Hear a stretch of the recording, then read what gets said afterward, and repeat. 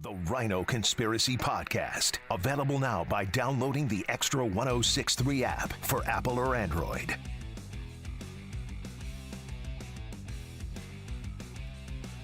Welcome to the Rhino Conspiracy. I am your host. I don't know if you were watching a little bit earlier, but I tried to do a live show, and unfortunately, nothing was working correctly for me. So I welcome you back. Thanks for joining me. We have a really fun show today for you. We got a lot going on, and that's the important part. We want to make sure that we're always doing something to kind of keep your interest. So if you can, make sure that you like and subscribe to our YouTube channel. Make sure, please. And that way you get the notifications when we're live. If you don't know me, my name is Rhino, and I host the Morning Extra with Tug Cower and Carlos Medina Monday through Friday, 6 a.m. till 9 on Xtra 1063. We'd love to have you join us every single morning. If you can't get us at 1063 FM, try 1230 a.m. And if that doesn't work, well, there's always the app. Download the Xtra 1063 Atlanta app wherever you get your apps, whether it's an Apple Store or the Google Play Store. Today, we're going to talk about Keisha Lance Bottoms. Congratulations to Keisha. She has officially retired, or, well, I don't know if she actually retired or was she let go. She put out a statement. It said, term ended in January 2022. I didn't take a break, planning to work hard for 6 months and relax over the summer. At White House called again in June and said, I'll stay just through midterms in November. Months later, this extraordinary season soon ends. Thanks, family and POTUS. Let's be honest about what this is. There is nothing that tells me she was brought in there for any other reason except she was from Atlanta. And, well, she's a black female. So what was happening during the midterms, and why was she brought up just through the midterms? And I find it kind of funny, this being February, that she was let go in Black History Month, but that's besides the point. She was let go because she was there for one reason: to bring national attention to Atlanta, to a black female, and to somebody who was running for governor, and her name was Stacey Abrams. Unfortunately, it didn't do any good. See, the Biden administration thought Keisha Lance Bottoms is the one. Why? Well, she handled herself pretty well during the Summer of Love of 2020. You might remember it if you were in Atlanta. You might have seen it all over the national news if you weren't in Atlanta. You remember the CNN sign and the CNN Center, and all the BLM protesters. Well, there were protests going all over Atlanta, but she had one statement that was very powerful, and it was go home. And I thought it was really responsible by Keisha to go ahead and say, go home.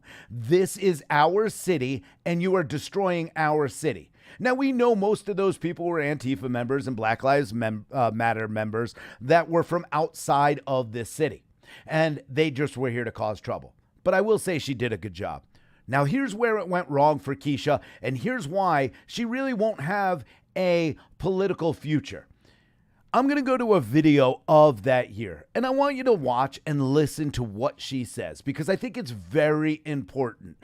Here we go. This was during Summer of Love when everything started going bad, and there was a Wendy's. It caught on fire, but it wasn't until after there was a gentleman, and his name was Rashard Brooks. For the third time in just 2 weeks, I have spent the better part of a day reviewing video footage involving allegations of excessive use by members of the Atlanta Police Department.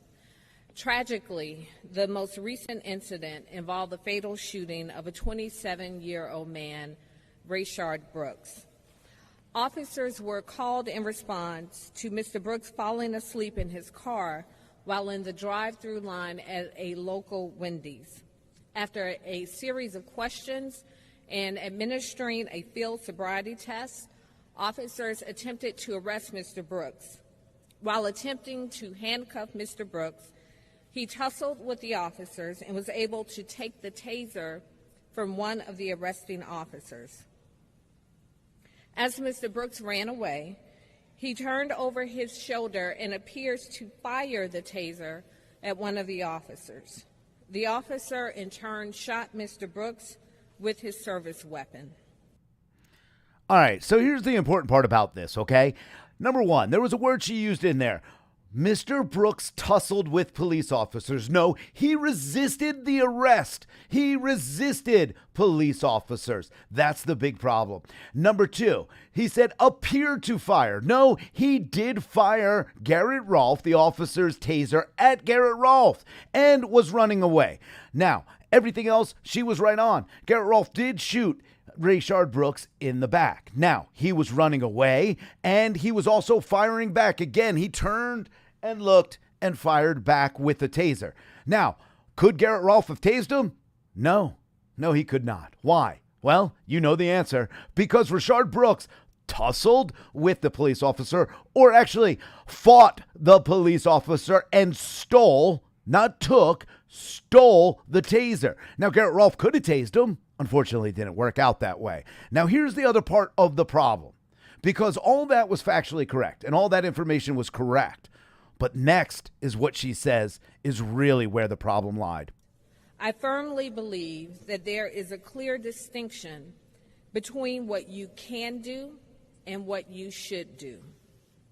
I do not believe that this was a justified use of deadly force and have called for the immediate termination of the officer.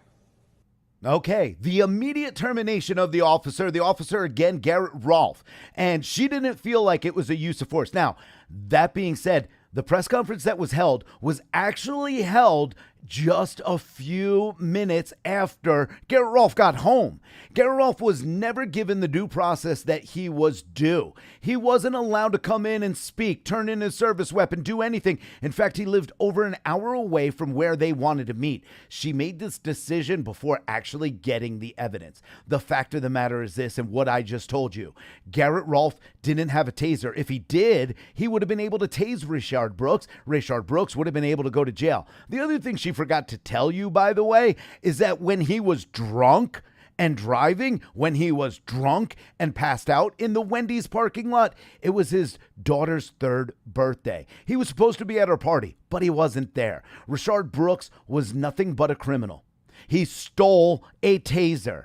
He didn't tussle with a police officer. He fought and resisted arrest. And then she does this.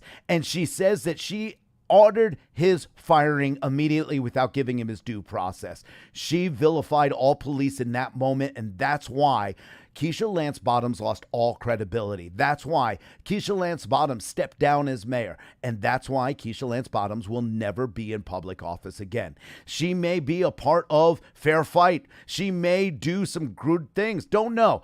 I'm not a big fan of Keisha Lance Bottoms, but I'm also not a big hater of her. I think she's a good woman. I really do. But I think she is a horrible politician. She doesn't deserve to be in politics. She doesn't deserve anyone's votes. And she sure doesn't deserve the support of the police, which is why we're in the situation we are in the city. We're giving Andre Dickens a chance to fix the crime in the city of Atlanta. But if this kind of rhetoric, where we blame police, where we mislead by saying Rayshard Brooks tussled with the police. No, he fought the police. Rayshard Brooks apparently, or it seems like he fired. No, he did fire a taser at a police officer. These are the facts. Happy retirement, Keisha Lance Bottoms. I hope you enjoy your time. Say hi to T.I. and Tiny for Rhino.